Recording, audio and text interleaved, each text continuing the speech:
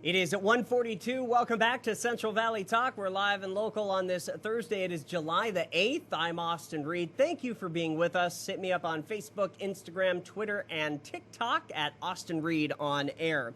Our next guest joining us live via Zoom is Kyle Elizabeth Wood. Hi there, Kyle. Good afternoon. Hello, this is my first TikTok. I feel like I should be dancing. Well, hey, you know what? Know that. Yeah. This will be on TikTok, and will it be on TikTok? No, I don't think so. It'll be on Zoom. Whatever, okay. It works. Now we have to put it on TikTok since you said that. Now you do. I tapped, so I would have brought my shoes right down. I know, yeah. Another time. Yeah, we'll do that next time. Okay, so tell us a little bit about your story. You are, right now you're on the coast, right? I'm in Monterey, California. That's where I live. So I have bad news for you. You are nearly 100 degrees right now. I looked it up. Yep. I'm a researcher. Yep. Oh my God. I am wearing a sweater and it's 64 degrees. Oh man. Yeah, I have heaters on. I am so sorry, but I was from the Central Valley. Right. And that's where I wrote Tilly Lewis, the Tomato Queen. Yeah, we're going to hit 115 on Sunday. That's the forecasted high. I have a guest room. I'm just saying. Oh, okay, well, thank you. I appreciate that. I may take you up on that offer. Okay, so, yeah, you are an author, and you've been on Central Valley Talk before. First off, for our viewers that have not seen you before, tell us your story. Well, which story do you want? About Tilly or my about you? Writing? Yeah, about you and your writing. Well, me and my writing, I think what's important is I wrote Tilly, and you have a picture somewhere, but this is the book I'm holding it, and it's a real book, and it's history. So it's American history, and it does focus on a woman, but she was such a special individual. She was not a feminist at all. So I think it's important to look at the fact that a woman who really began her major career in 1930, people that are looking at that now might not think that's a big deal. There weren't any women who weren't supported by family and men to begin a huge corporation and end up being what we would now look at as a multi-billionaire. And so Tilly's something to look at, and the story is told by me, of course, but through the eyes of the men, mostly men of color, who worked for her. Now, these are men who, to say they were misogynist doesn't quite cover it. They absolutely were, but they looked at Mrs. Lewis as something else. She was beyond just being a woman. It was her character, her strength, her positivity, and the fact that she wore dresses, high heels, makeup. She looked like a movie star, and she kept giving back to her people from the beginning, rather than doing what most globalists and men did at the time. They would give back, like now, when they're multi-billionaires. They start, all the money starts coming in. Yeah, aren't I a good guy? She did it from the beginning.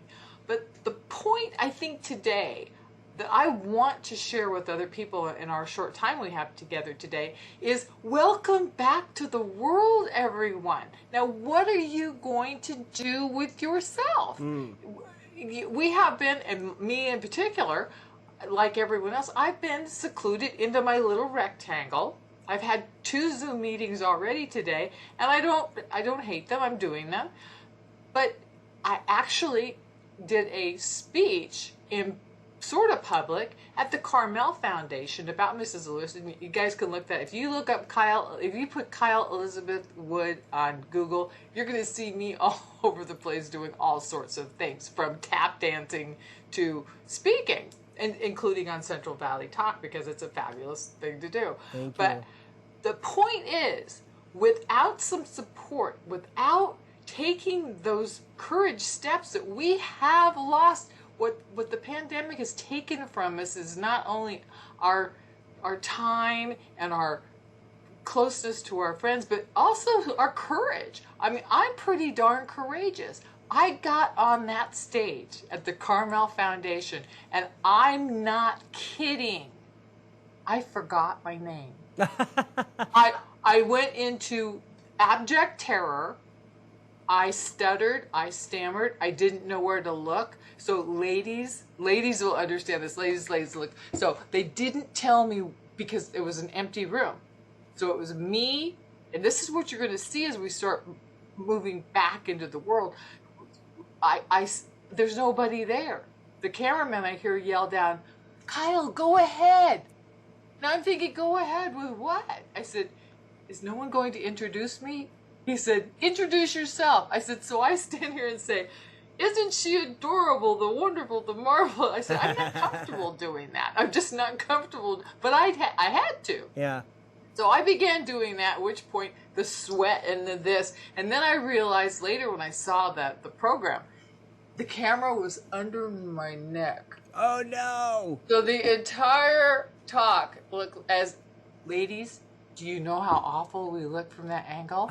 So I courageously looked at it and said, no. I used that word, that powerful word, no.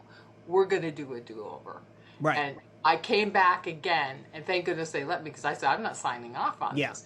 This is something we're going to have to do and get used to and say, no, we need to do this again because I am not comfortable. You are not comfortable. We are not comfortable back on stage in our worlds at this point in time. Right. So I do suggest, so there's a little suggestion, Toastmasters, I don't get a dime for promoting it. You have Toastmasters in Fresno. Sure. Start practicing.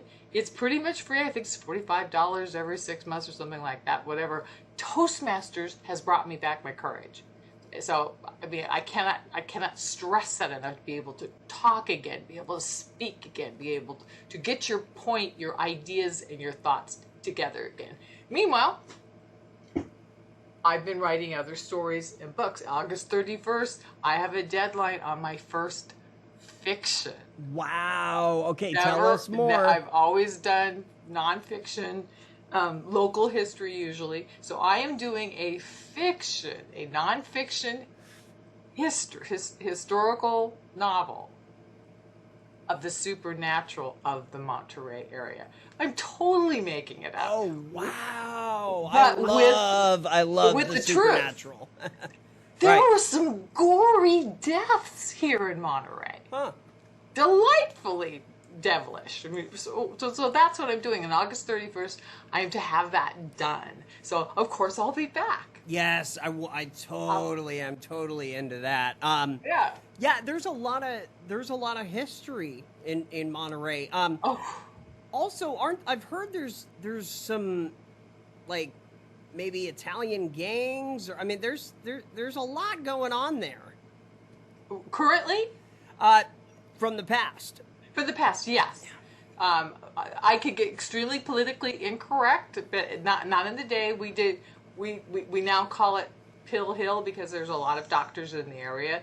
But we had Italian community. There was a time when Italians and Irish, of which I am, were not considered white people. I mean, Wow. so there's lots of stuff. But I don't mean in Monterey. I mean in the United States and in the world. Yeah. So so that there are things within the because I'm also writing historiography of Monterey, so that's actually nonfiction. Sure. That covers each chapter covers something major, and they're big with it with the revisionist history going on. It's tough to push something that's factual from records. Mm-hmm. Not oral history, because we want I think revisionism is heavy on oral history and not so much on what was written, but what was written and drawn from. Let's use the Native Americans, the Rumsen tribe of Monterey when Father Sarah came. The hatred. And the hatred is the right word, of locals now for Father Sarah, who according to the revisionist history idea is Father Sarah, who was actually 56 when he came here, And so that was elderly. And he had an infected leg. There was him and another guy. Him and another padre. So two guys. Two padres. The natives, several hundred. And according to revisionists, they completely enslaved the entire India population forever. Well, Father Sarah passed away in 1784 at 70 due to his infections and things like that. And the French came through at that point in time, and there are pictures and portraits, and I think you have one up that shows a different set of padres in 1786 at the Carmel Mission that show that from the French artist who's busy drawing it out because they couldn't take a selfie. Yeah. He's drawn the padres, and there's still two padres. That's all they can afford at a time is two padres, and there's no fences. There's none of that. Again, the story, the natives were, in my opinion, how the book works is the natives were wonderful. The padres were doing the best they could, and the disease and all those other things took many years to happen. Wow. And so it certainly wasn't Junipero Serra, individual by himself that did all these dastardly deeds, but it's been blamed on him. And again, you're talking about the Italians, wonderful Italian fishermen, and stinker Italian fishermen, wonderful Scottish people that came in, and stinker Scottish people. Edward Gross, who was a great name, Gross, was a sardine canner. What he did, unbelievable, horrible stuff. He was. I would call him a devil, and he's much later. So I get down on what I can prove, right. What I can prove, and we had banditos, we had cowboys, we had hangings everywhere, we had bullfights, we had bull and bear. I mean, it was, and I cover this all in the book. But the fiction's going to have ghosts and spirits, and yeah, so that's going to be fun. But I do think that, again, back to moving back into our world, we need to do it 180 miles an hour. We have been stuck in our homes. It's time to, if you're not physically fit, get out and do some walking. Yeah, I went to Point Lobos the other day. I'm not fibbing. There weren't hundreds of pelicans. There were thousands of pelicans. Really? Thousands. Huh. Thousands. They look like giant Christmas ornaments in every tree, on every rock. Wow. People smiling. I mean, and again, I'm sorry you're roasting, but it was a cool morning, and that was just two days ago. Yeah. So, but Monterey's not far for you guys to come and enjoy. Yep. And that fabulous soil of yours in Fresno grows the most amazing crops. Oh, yeah. So California is such a diverse place, not only in human beings, but in the geographical ideas and things. It's just a wonderful state to be in and from. I'm a native Californian, and I can't imagine living anywhere else. I think about it once in a while, and then I think, well, my favorite temperature is from 72 to 72.